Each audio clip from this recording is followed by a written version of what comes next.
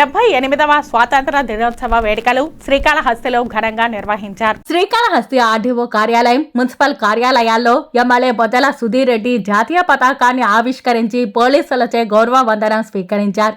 ప్రజాప్రతినిధులు, అధికారులు సమిష్టి కృషితో, అంకిత భావం, పారదర్శకత, జవాబుదారీ పాలనతో శ్రీకాళహస్తిని మోడర్న్ టౌన్ గా అభివృద్ధి చేసుకుందామని ఎమ్మెల్యే బొద్దల సుధీర్ రెడ్డి పిలుపునిచ్చారు. శ్రీకాళహస్తి ఆర్డీఓ కార్యాలయం, మార్కెట్ కమిటీ కార్యాలయం, మున్సిపల్ కార్యాలయంలో ఏర్పాటు చేసిన జాతీయ జెండా ఆవిష్కరణ కార్యక్రమానికి ఎమ్మెల్యే బొద్దల సుధీర్ రెడ్డి ముఖ్య అతిథిగా విచ్చేశారు.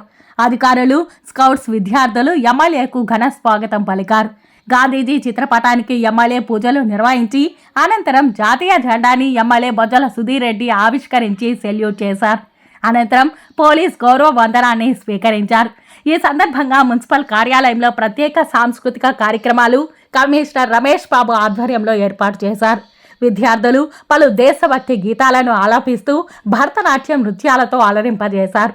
అనంతరం ఎమ్మెల్యే బొద్దల సుధీర్ రెడ్డి మాట్లాడుతూ శ్రీకాళహస్తి నియోజకవర్గం ప్రజలకు ప్రధానమంత్రి నరేంద్ర మోదీకి, ఆంధ్రప్రదేశ్ ముఖ్యమంత్రి నారా చంద్రబాబు నాయుడికి, ఉప ముఖ్యమంత్రి పవన్ కళ్యాణ్ మరియు ప్రజలకు స్వాతంత్ర దినోత్సవ శుభాకాంక్షలు తెలిపారు.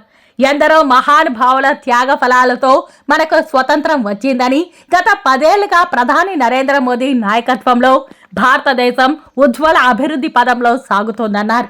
ఆంధ్రప్రదేశ్లో ముఖ్యమంత్రి నారా చంద్రబాబు నాయుడు నాయకత్వంలో యువ నాయకత్వం రాష్ట్ర అభివృద్ధికి అంకిత భావం, పారదర్శకత, జవాబుదారీతనంతో పనిచేస్తోందన్నారు.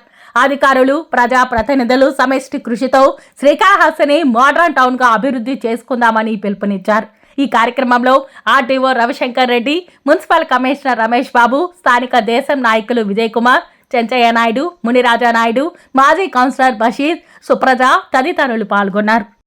వేడుకలను జరుపుకుంటున్న ప్రతి భారతదేశ పౌరుడికి, ముఖ్యంగా చంద్రబాబు నాయుడు గారికి, లోకేష్ గారికి, మోడీ గారికి, పవన్ కళ్యాణ్ గారికి, అలానే మా శ్రీకాళహస్తి ప్రజలందరూ కూడా మనస్ఫూర్తిగా ఇండిపెండెన్స్ డే శుభాకాంక్షలు తెలియజేసుకుంటున్నాను.